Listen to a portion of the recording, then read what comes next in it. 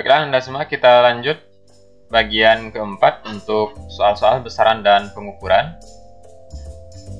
Berdasarkan pengukuran terhadap massa sebuah benda dengan neraca 4 lengan, diperoleh data sebagai berikut. Hasil pengukuran massa benda tersebut adalah A 48,5 gram, B 248,5 gram, C 258,5 gram, D 285,5 gram. Baiklah Anda semua, untuk soal neraca dengan 4 lengan atau neraca lengan lainnya ya, biasanya ada 2 lengan, ada 3 ya. Nah, di sini 4 lengan. Caranya adalah kita tinggal menjumlahkan angka yang ditunjukkan pada masing-masing lengan. Nah, untuk pengukuran ini, angka yang ditunjukkan pertama 200, kemudian di bawahnya 40, kemudian di bawahnya lagi 8, dan terakhir 0,5.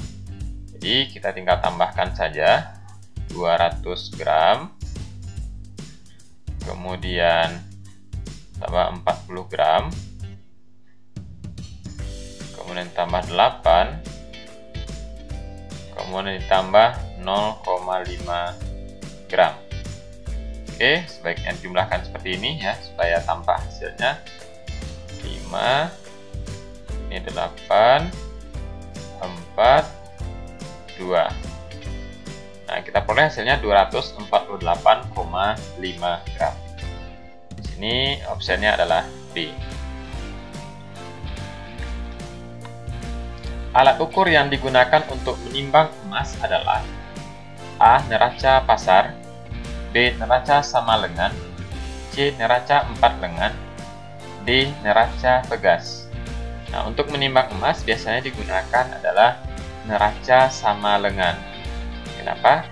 Karena neraca sama lengan mempunyai ketelitian yang lebih tinggi dibandingkan neraca lainnya yang ada di sini ya.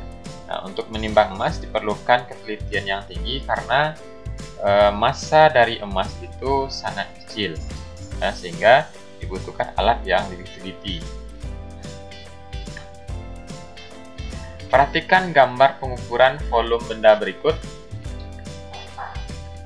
Volume benda tersebut adalah A. 2,2 kali 10 pangkat min 5 meter kubik, B. 2,2 kali 10 pangkat min 4 meter kubik, C. 2,2 kali 10 pangkat min 2 meter kubik, D. 2,2 kali 10 pangkat min 1 meter kubik.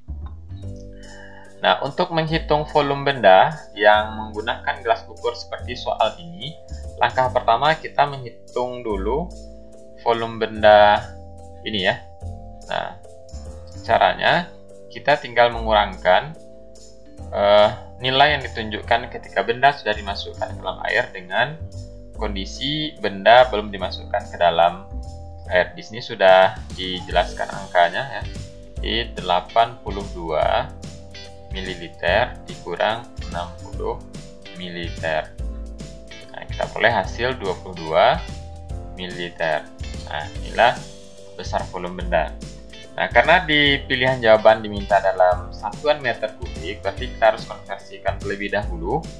22 ml, kalau kita konversikan ke dalam satuan yang sejenis dengan meter kubik, itu sama dengan 22 cm kubik ya. Jadi sudah dalam meter kubik, tapi dalam senti ya.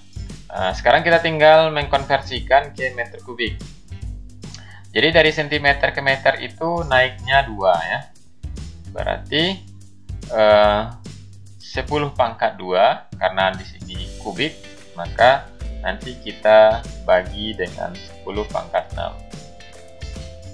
Sama dengan 22 bagi 10 pangkat 6 atau 1 juta ya. Jadi dari sentimeter, kemudian di atasnya desimeter, kemudian meter. Di sini kan tanggalnya 2 ya, karena ada kubik.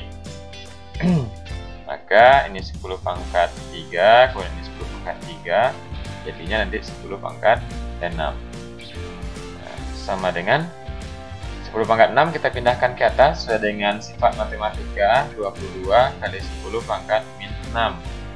Nah, penulisan notasi ilmiah yang benar 2,2 ya, ini menjadi 10 pangkat 1 dikali 10 pangkat min 6 ya. Jadi 22 itu sama dengan 2,2 kali 10 pangkat 1.